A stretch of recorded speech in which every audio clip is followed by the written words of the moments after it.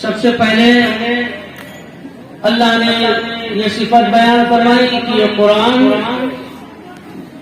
موعظہ حسنہ ہے، یعنی نصیحت ہے۔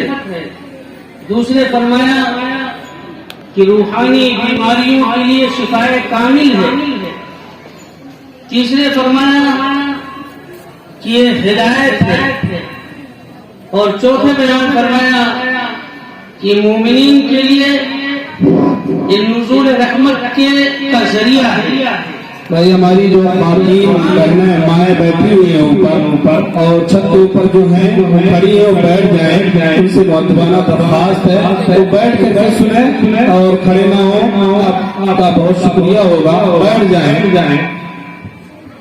تو یہ قرآن بہت عظیم نعمت ہے، ایسی نعمت ہے جو ہمارے لیے نصیحت ہے، ہمارے لیے شفائے کامل کا ذریعہ ہے، ہمارے لیے ہدایت کا ذریعہ ہے، ہمارے لیے اللہ رب العزت کی رحمتوں کے نزول کا ذریعہ ہے۔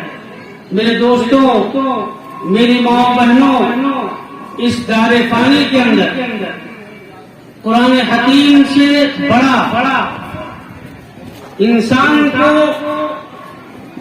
کوئی بڑی دولت نہیں میسر ہوئی ہے، نہ کوئی بڑی نعمت ملی ہے، نہ اس سے بڑھ کے نجات کا کوئی پروانہ ملا، اور نہ اس دنیا کے اندر اس سے بڑا خوشی منانے کا کوئی ذریعہ ہے۔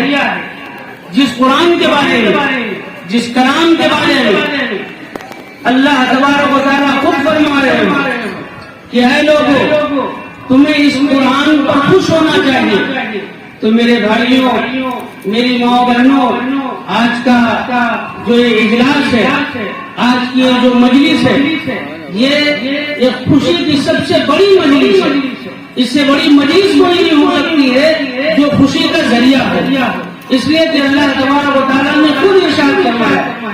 اور پھر اس سے آگے جس قوم کو یہ عظیم نعمت مل رہی ہے، یہ انعام اللہ تبارک و تعالیٰ نے عطا فرمایا، وہ قوم یہ کہہ رہی ہو کہ ہم مفلس ہیں، ہم محتاج ہیں، تو یہ سمجھ لیجیے یہ قرآن کی ناقدری ہے۔ قرآن کے عظمت کو نہ پہچاننا ہے، ورنہ اس دار فانی کے چند روزہ مال و دولت پر کوئی حسرت کرے، افسوس کرے کہ یہ چیز ہمیں نہیں میسر ہے، تو حقیقت یہ ہے کہ اس نے قرآن کی حقیقت کو سمجھا ہی نہیں، قرآن کی عظمت کو پہچانا ہی نہیں۔ یہ قرآن اللہ کا کلام ہے، اللہ تبارک و تعالیٰ نے کلام فرمایا ہے، اور یہ قرآن جب جبرائیل علیہ السلام کو ملتا ہے تو جبرائیل علیہ السلام تمام پیغمبروں میں افضل ہو جاتے ہیں۔ جب یہ قرآن نبی کریم صلی اللہ علیہ وسلم پر نازل ہوتا ہے تو نبی کریم صلی اللہ علیہ وسلم تمام نبیوں میں افضل ہو جاتے ہیں۔ اور صحابہ کرام نے جب اس قرآن کو اپنایا، ان کے اصول کو اپنایا، اس کے بتائے ہوئے قوانین پر عمل کیا، اس کے احکام کو اپنی زندگی میں اتارا، قرآن کی منہیات سے دور رہے، تو اللہ تبارک و تعالیٰ نے پھر انہیں رضی اللہ عنہم اجمعین کے لقب سے نوازا۔ تو میرے بھائیوں، آج جن بچوں نے حفظ مکمل کیا ہے وہ مبارکبادی کے مستحق ہیں، ان کے اساتذہ مستحق ہیں۔ اس مدرسے کے جو ذمہ دار ہیں ہمارے دوست مولانا قمر الزمان ندوی صاحب، یہاں کے استاد قاری شفیق الرحمان صاحب اور مولانا حقیق اللہ صاحب، یہ تمام افراد مبارکبادی کے مستحق ہیں۔ انہوں نے ان بچوں پر محنت کی، اپنی قربانی پیش کی، اور ان بچوں کو قرآن کی ایک آیتوں کو زیر و زبر کے ساتھ اور تجوید کے ساتھ یاد کروایا۔ اور وہ بچے بھی مبارکبادی کی مستحق ہیں جنہوں نے 30 پاروں کے قرآن کے ایک لفظ کے ساتھ یاد کیا، ورنہ ہم آپ تقریریں یاد کرتے ہیں، کوئی اور پیراگراف یاد کرتے ہیں، عربی کا کوئی پیراگراف یاد کرتے ہیں، چند دنوں میں بھول جاتے ہیں، یاد بھی نہیں رہتا۔ لیکن یہ اللہ کا کلام ہے، یہ افضل کلام ہے کہ اس سے بڑھ کر پوری کائنات میں کوئی کلام نہیں ہو سکتا ہے۔ تو یہ کلام کی عظمت ہے، اس کی برکت ہے۔ یہ کلام یہ بتا رہا ہے کہ میں خود اللہ کا کلام ہوں، ورنہ چھوٹے چھوٹے معصوم بچوں کے ذہنوں میں تا قیامت ان کے وفات تک ان کے سینوں میں محفوظ نہیں رہتا۔ تو میں عرض یہ کرنا چاہتا ہوں کہ جن بچوں نے حفظ مکمل کیا ہے، جنہیں قرآن کو یاد کیا ہے، جن کے والدین نے اپنے بچوں کو دنیاوی تعلیم سے ہٹ کر دینی تعلیم کی طرف اپنے بچوں کو لگایا ہے اور دینی تعلیم کو سکھایا ہے، ان والدین کو بھی کبھی سبکی نہیں محسوس کرنی چاہیے۔ ان بچوں پر جو بچے انگلش میڈیم میں پڑھتے ہیں، جو بچے دوسرے اسکولوں میں پڑھتے ہیں، کبھی مایوس نہیں ہونا چاہیے۔ وجہ ہے کہ اتنی بڑی دولت اللہ تبارک و تعالیٰ نے آپ کو دی ہے، اس دولت کا ذمہ دار آپ کو بنایا ہے، کسی دوسرے کو نہیں بنایا ہے، لہذا خوش ہونا چاہیے۔ یہ تو اتنی عظیم دولت ہے کہ ایک تفسیر میں تفسیر کبیر ہے، اس کے جو مفسر ہیں رحمت اللہ علیہ، انہوں نے سورہ فاتحہ میں ایک واقعہ نقل فرمایا کہ ایک شخص تھا، اس کا انتقال ہو گیا، اس کی بیوی حمل سے تھی، کچھ دنوں کے بعد اس کے یہاں بچہ پیدا ہوا اور وہ شخص مر گیا۔ اس نے خواب میں دیکھا کوئی پیغمبر ہے، شاید عیسیٰ علیہ السلام ہے، وہ قبرستان سے گزر رہے تھے تو کیا دیکھا کہ اس قبر پر عذاب ہو رہا ہے۔ آپ چلے گئے، واپس جب آئے تو آپ نے دیکھا کہ اس قبر پر اللہ رب العزت کی رحمتوں کا نزول ہو رہا ہے۔ آپ کو حیرت ہوئی، آپ اللہ تبارک و تعالیٰ کی طرف آپ نے رجوع کیا اور اللہ سے درخواست کی، اللہ یہ ماجرا کیا ہے؟ اللہ تبارک و تعالیٰ نے فرمایا، اے پیغمبر، حقیقت وہی ہے جو تم نے دیکھا ہے، جس کا میں نے تمہیں مشاہدہ کروایا ہے۔ پہلے اسے عذاب ہو رہا تھا اور اب اس کے اوپر میری رحمتیں نازل ہو رہی۔ اس کی وجہ یہ ہے کہ یہ شخص بڑا گنہگار تھا، جب انتقال ہوا تو اس کی بیوی حاملہ تھی، اور جب وہ بچہ دھیرے دھیرے پیدا ہوا اور پیدا ہو کے اتنا بڑا ہوا کہ وہ اپنی زبان سے کچھ کہہ سکے، تو اس کی والدہ نے اسے قرآن کی تعلیم دینے کا اس کے لیے انتظام کیا اور اسے قرآن کی تعلیم دی۔ جب وہ بچہ کسی استاد کے سامنے، ایک حافظ کے سامنے یا ایک مولوی کے سامنے یا ایک قرآن پڑھانے والے کے سامنے بیٹھ کر جب بچے نے بسم اللہ الرحمن الرحیم کی تلاوت کی تو میری غیرت نے گوارا نہ کیا کہ چھوٹا سا معصوم بچہ ٹکراتی ہوئی زبان سے آج اپنی تعلیم کی ابتدا میرے نام سے کر رہا ہو اور میں اس کے والد کو عذاب دوں۔ اللہ تبارک و تعالیٰ نے اس معصوم بچے کی تلاوت سے اس کے والد کو عذاب سے نجات دے دیا۔ تو یہ قرآن بہت عظیم نعمت ہے۔ اب ظاہر سی بات ہے، اتنی عظیم نعمت ہے کہ جبرائیل علیہ السلام کو تمام فرشتوں میں عظمت والا بنا دیا، آپ صلی اللہ علیہ وسلم کو تمام پیغمبروں کائنات میں اللہ کے بعد سب سے افضل بنا دیا۔ تو آپ بتائیے، جس نے قرآن کی تعلیم حاصل کی ہو، جس نے قرآن کے شروع سے لے کے ابتدا سے لے کے آخری سورے تک جس نے اپنے سینے میں محفوظ کیا ہو، کیا وہ افضل نہیں ہوگا؟ وہ ہم سے افضل ہے، وہ ہم سے بہتر ہے۔ اس کی قیمت ہم نہیں سمجھتے، اس کی قیمت کا اندازہ ہمیں اس وقت ہوگا جب اس دائرے فانی سے ہم کوچ کریں گے، ہماری پہلی منزل قبر کی ہوگی، اس وقت ہمیں اندازہ ہوگا۔ برا ابن عازب رضی اللہ عنہ کی ایک روایت ہے مشکات میں کہ منکر نکیر جب مردے کے پاس آئیں گے تو اس سے 3 سوال کریں گے۔ ایک سوال، تمہارا رب کون ہے؟ تمہارا دین کیا ہے؟ تمہارے رسول کیا ہیں؟ تو اگر وہ مردہ مومن ہے، نیک ہے، صالح ہے تو سارے جواب صحیح دے دے گا۔ یہ مشکات کی روایت ہے، آپ دیکھ سکتے ہیں۔ تو فرشتے پوچھیں گے کہ تمہیں یہ کیسے علم ہوا کہ ہمارا رب اللہ ہے، ہمارا دین اسلام ہے، ہمارے پیغمبر محمد صلی اللہ علیہ وسلم میں اس کا علم کیسے ہوا؟ وہ بندہ کہے گا کہ میں نے قرآن کو پڑھا، قرآن کی تعلیم حاصل کی، اس پر عمل کیا، جس کے نتیجے میں مجھے اس بات کا علم ہوا کہ میرا رب اللہ ہے، میرا دین اسلام ہے، میرا پیغمبر محمد صلی اللہ علیہ وسلم ہے۔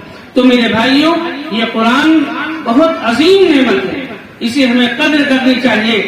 ہم دنیا میں ترقی چاہتے ہیں، دنیا میں سکون چاہتے ہیں، دنیا میں اطمینان چاہتے ہیں، دنیا میں راحت چاہتے ہیں۔ ہم بے چینی کو، تکلیف کو، پریشانی کو، الجھنوں کو پسند نہیں کرتے کہ ہم دنیاوی زندگی میں۔ اچھا، دنیا کی زندگی کتنی ہے ہماری؟ 50 سال، 60 سال، 70 سال، 80 سال، اس کے بعد تو ہمیں منتقل ہونا ہے۔ انسان جب پیدا ہو گیا تو اسے مٹنا نہیں ہے، اسے ختم نہیں ہونا ہے، وہ بس انتقال ہوتا رہے گا۔ عالم ارواح سے ماں کے پیٹ میں آیا، ماں کے پیٹ سے اس دنیا میں آیا، اس دنیا سے عالم برزخ میں جائے گا، پھر عالم حشر میں جائے گا، پھر وہاں جیسا معاملہ ہو، پھر انسان مٹے گا نہیں، ختم نہیں ہوگا۔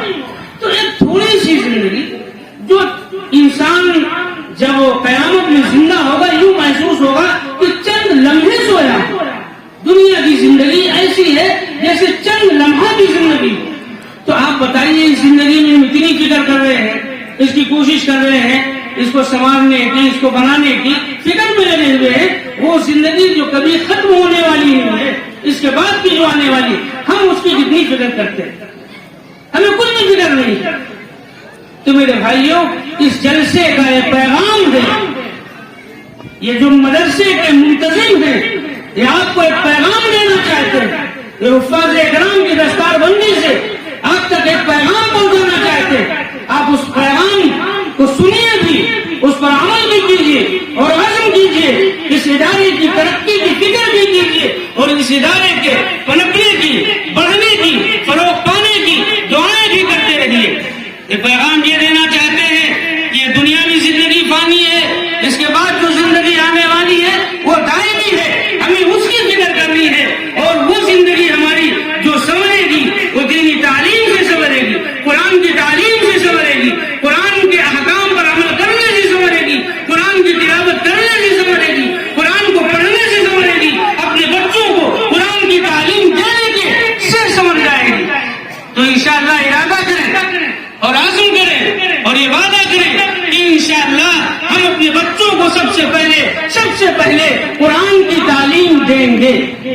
یہ ارادہ کریں اور عزم کریں کہ انشاءاللہ سب سے پہلے ہم اپنے بچوں کو قرآن کی تعلیم دیں گے، حافظ بنائیں گے، عالم بنائیں گے، اس کے بعد ہم ڈاکٹر بھی بنائیں گے، انجینئر بھی بنائیں گے، پروفیسر بھی بنائیں گے۔ ایک پروفیسر جب حافظ ہوگا، ایک ڈاکٹر جب عالم ہوگا، ایک انجینئر جب حافظ قرآن ہوگا، تو امت کے ساتھ، افراد کے ساتھ، قوموں کے ساتھ، اپنے بھائیوں کے ساتھ کبھی غداری نہیں کرے گا، کبھی رشوت نہیں دے گا، اپنا آستی کا پیغام دے گا۔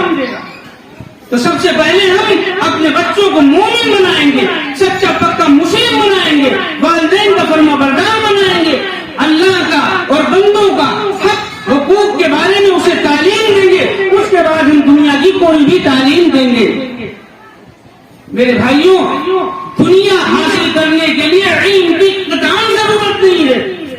آپ یہ مت سوچیے کہ اگر ہم پڑھیں گے نہیں، ہم تعلیم نہیں حاصل کریں گے، ہم ڈاکٹر نہیں بنیں گے، انجینئر نہیں بنیں گے، بزنس مین نہیں بنیں گے، تو ہم دنیا کیسے کمائیں گے؟ دنیا کے لیے علم کی ضرورت نہیں ہے۔ ہم نام نہیں لیں گے، آپ لوگ جانتے ہوں گے بہت سے لوگ ایسے ہیں کروڑ پتی، ارب پتی، پیسوں کا انہیں اندازہ ہی نہیں ہے، چپ پہ انگوٹھا لگاتے ہیں اللہ نے جاگیر کو دولت کیوں نہیں دیا؟ علم کے لیے، دنیا کی حصول کے لیے، دنیا کو کمانے کے لیے، دنیاوی شہرت حاصل کرنے کے لیے علم کی ضرورت نہیں ہے۔ ورنہ ایک سیٹ جاری بمبئی میں ہے، پونا میں ہے، ناسک میں ہے، ہمارے علاقے کے بہت سے سیٹ ہوں گے، ہمارے گاؤں کے بہت سے سیٹ ہوں گے جو انگوٹھا لگاتے ہیں، دستخط بھی نہیں کر پاتے، اور دولت اتنی ہے کہ پوچھا جائے تو کہتے ہیں ہم کو پتا بھی نہیں کتنے اکاؤنٹ ہیں، کس بینک میں ہے، ہمارے مینیجر سب کر رہے ہیں۔ تو میرے بھائیوں، शैतान ने हमें मुगालते में डाल रखा है, धोखे में डाल रखा है कि दुनिया को उसने सब्ज हरी भरी सब शक्ल में पेश कर दिया है। हमें सोचते हैं कि अगर हम दुनिया में हासिल करेंगे, इसके लिए दौड़ेंगे नहीं, धूपेंगे नहीं, मेहनत नहीं करेंगे तो फिर हम खाएंगे क्या? अरे माँ के पेट में कौन खिलाता है भाई? माँ के पेट में कौन सांस लेने की कुव्वत देता है? वे अल्लाह ही तुम्हारा बताना दे रहे हैं। चीजें कोशिश करें, दुनिया तक कोशिश करें, दुनिया में कोशिश करें, दुनिया को अपनी आखिरत की खेती समझ की कोशिश करें कि ये हमारी आखिरत की कोशिश है, आखिरत की दुनिया है ये दुनिया, उसके एतबार से हम मेहनत करें। तो इस जलसे का पैगाम यही है कि हम कुरान की तालीम का एहतमाम करेंगे। हम कुरान से इतने गाफिल हैं, हम जिल्लत के पस्ती में रोजाना आजकल तो पर्दे का मौजू नहीं, पर्दे का और तमाम चीजें हैं जिससे इंसान परेशान है। अभी सफर करते हुए लोग घबरा रहे हैं। अभी हमारे यहाँ के एक उस्ताद रात में बिहार तशरीफ ले गए, काफी परेशान थे और उन्होंने जो फोन किया बताया कि हम तो बहुत घबराए हुए थे, बस नहीं मिली, टिकट नहीं, गाड़ी में बस्ती बैठे, टीटी से मिले, टीटी के दिल में वाकई अल्लाह ने इतनी मोहब्बत और शफकत डाली और इतना नरम कर दिया। उसने कहा मौलाना घबराने की जरूरत नहीं है, अरे तू ले जाके एसी कोच में बैठाला और कहा आप बैठिए, आप परेशान न होइए, पैसा भी नहीं दिया। तो हालात ऐसे है, अभी सफर करना है मुंबई, सारे लोग घबराए हुए कि हालात ऐसे क्या होगा। इन हालात को अगर हमें बदलना है तो 100% हमें कुरान की तालीम को अपनाना है। सहाबा इकराम ने हुकूमतें की, वो लोग जिनके बारे में मशहूर था कि अहले अरब है, इन्हें ऊंट चराना भी नहीं आता, इन्हें बकरियां चराना भी नहीं आता, इन्हें अपनी जिंदगी गुजारनी भी नहीं आती, इनके अंदर तहजीब नहीं है, इनके अंदर शहादत नहीं है, इनके अंदर कोई तमक्कुन नहीं है, जिंदगी से बिल्कुल जिंदगी गुजारने के कोई रौनक है नहीं इनके अंदर, ये बिल्कुल बद्दू है, जाहिल है, देहाती है, ये मेदिनियों में अपनी जिंदगी गुजारते हैं। लेकिन मेरे भाइयों, तारीख उठा के देख लीजिए, सहाबा की सीरत देख लीजिए, दीन की हकीकत को पढ़ना है तो सीरतों को उठा, किताबों को उठा के पढ़िए, उसमें आपको मिलेगा कि उन लोगों ने जिन्हें ऊंट के चराने का सलीका नहीं था, उन्होंने पूरी दुनिया को चलाया है। उस वक्त जब उन्होंने कुरान की तालीम को हासिल किया है, कुरान के अहकाम को अपनाया है, कुरान को अपने सीने में उतारा है, उसके एक एक उसूलों को अपनी जिंदगी का मकसद बना लिया। आज हम कुरान से दूर हैं, हम कुरान समझना तो छोड़िए। आज माफ कीजिएगा, इतने लोग बैठे हुए हैं, हमारी माँ नबी काफी तादाद में बैठे हुए, अगर ये पूछा जाए कि सुबह से अब तक 12 बजे तक कितनी गीबत की गई, कितनी चुगली की गई, कितना झूठ बोला गया, कितना किसी को धोखा देने की तरकीबें और तरकीबें बनाई गई, चालबाजियां करने की कितनी सूरतें इख्तियार की गई, तो कोई ना कोई तो ये कह देगा हमने ये किया, हमने ये किया। लेकिन अगर ये पूछा जाए कि फजर के बाद से लेकर अब तक हम में से कौन है जिसने कुरान की एक आयत की तिलावत की हो, कुरान को देखा हो, कुरान को पूछा दिया हो, कुरान को आंखों से लगाया हो, कुरान को सीने से लगाया हो, मुश्किल है कि हम में से कोई मिल जाए।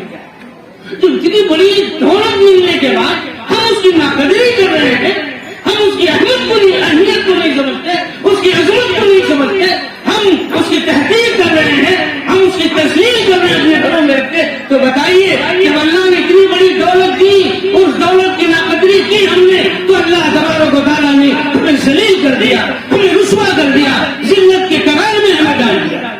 मेरे भाइयों, ये बातें तल्ख हैं, लेकिन ये बातें हकीकत से ताल्लुक रखती हैं।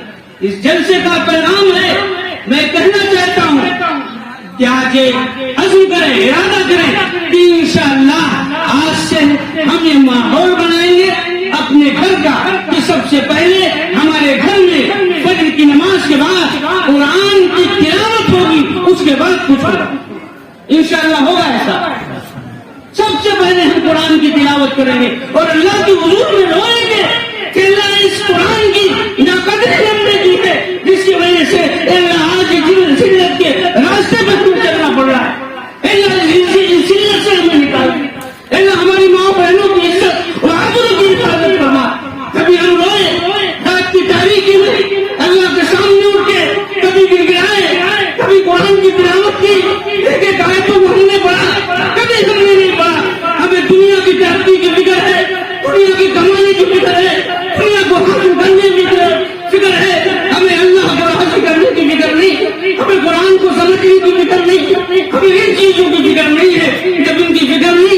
تو ہم نے قرآن کی بے عظمتی کی، قرآن کی اہمیت کو نہیں سمجھا، رسول کی سنتوں کو ترک کر دیا۔ اگر وہ رسول اتنا محبوب، اتنا امت سے شفقت کرنے والا، امت سے محبت کرنے والا، کہ اس نے پوری زندگی، پوری سیرت پڑھ لیجیے، کبھی اس نے اپنی بیٹی کا نام لے کے کبھی وہ نہیں رویا، اپنی بیٹیوں کا نام لے کے نہیں رویا، اپنے والدین کا نام لے کر نہیں رویا، جب بھی رویا ہے اپنی امت کی فکر میں رویا ہے۔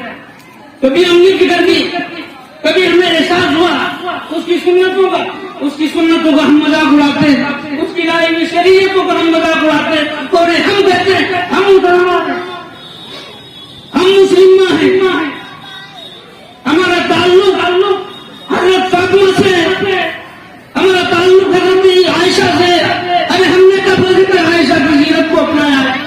ہم نے کب حضرت فاطمہ کی سیرت کو اپنایا ہے؟ ہم نے تو ان کی سیرتوں کی دھچی اڑا دی۔ آج کوئی چوراہا نہیں، کوئی بازار نہیں، کوئی دکان بھی نہیں جہاں ہماری مائیں بہنیں بے پردے نہیں رہتی ہوں۔ اگر پردے سے بھی وہ ہے تو ایسا نقاب ہے، ایسا برقع ہے جس سے جسم کا ایک حصہ جھلک رہا ہے۔ اگر کسی نے ہمارے پردے پہ غلط فیصلہ دیا ہے تو اس فیصلے کی ذمہ دار ہمیں۔ اگر ہماری منزلوں سے روکا جا رہا ہے تو ہم اس کے ذمہ دار ہیں۔ اگر ہمیں مدرسوں سے کاٹا جا رہا ہے تو اس کے ذمہ دار ہم خود ہیں۔ کبھی ہم نے غور کیا، کبھی ہم نے میرے بھائیوں کو غور نہیں کیا۔ میرے بھائیوں، اس جلسے کا پیغام ہے، اسے یاد رکھیے گا کہ آ کے چائے پینے، کھانے اس کے لیے نہیں بلایا گیا، کیا بلایا گیا ہے اپنی زندگی کو بدلنے کے لیے۔ ہم ارادہ کریں، عزم کریں اور اللہ کو حاضر و ناظر سمجھ کے عہد کریں کہ اللہ جو کوتاہیاں ہوئی ہے اللہ ان کوتاہیوں کو معاف کر دے، اللہ ان کوتاہیوں کی مزید گرفت فرما، اللہ ان آزمائشوں کو ہم چھیل نہیں سکتے۔ تو انشاءاللہ وعدہ کریں اور ارادہ بھی کریں کہ اللہ تبارک و تعالیٰ ہمارے ان حالات کو بدل دے اور ہمیں پھر ویسی زندگی عطا فرمائے جیسے ہماری زندگی شان اور شوکت سے گزر رہی۔ آپ بتائیے یہ سوچنے کی بات ہے کہ نہیں ہے کہ قرآن جیسی عظیم دولت جن کے پاس ہو وہ قوم آج بیار و مددگار گھوم رہی، وہ قوم ڈر رہی ہے، وہ قوم سفر کرنے سے داڑھی اور کرتے اور ٹوپیوں میں باہر نکلنے میں ڈر محسوس کر رہی ہو، خوف محسوس کر رہی ہو۔ اس کی وجہ یہ ہے کہ ہم نے دل سے اللہ کا خوف نکلا تو اللہ نے غیروں کے خوف کو ہمارے دل میں پیدا کیا۔ ہم نے قرآن کی عظمت کو چھوڑا، اللہ نے ہمیں ذلیل کر دیا۔ تو ارادہ کریں، عزم کریں۔ ہم اپنی مائیں بہنوں سے آخری ایک پیغام کہنا چاہتا ہوں اور امید کرتا ہوں کہ انشاءاللہ وہ عمل کریں گے۔ ان کے اندر ایک طاقت ہے، یہ صلاحیت ہے، یہ قوت ہے، وہ یہ عزم کر لیں کہ اپنے بچوں کو سب سے پہلے دینی تعلیم دیں گے۔ شوہر کچھ بھی کہہ رہے ہیں ہمیں ان کی باتوں کو نہیں ماننا ہے۔ اور دوسری چیز یہ کر لیں کہ سب سے پہلے ہمارے گھر میں نمازی ہوں گے، شوہروں سے کہیں سب سے پہلے آپ نماز پڑھ کے آئیے، اس کے بعد کچھ کریں گے، پہلے تلاوت کریں گے، اس کے بعد کوئی کام ہوگا انشاءاللہ۔ ہم بیسا معافی اور کہ گاؤں کے لوگوں سے اور جتنے لوگ یہاں شریک ہیں جو ہماری مائیں بہنیں ہیں ان سے کہنا چاہتے ہیں کہ آج سے بالکل اپنے گاؤں، اپنے گھر، اپنے علاقے کا ماحول بدل دیں اور اس ماحول سے اللہ تبارک و تعالیٰ پورے عالم کا ماحول بدل دے۔ اللہ تبارک و تعالیٰ ہم آپ کو پڑھنے سننے سے زیادہ عمل کی توفیق عطا فرمائے۔ وما علینا الا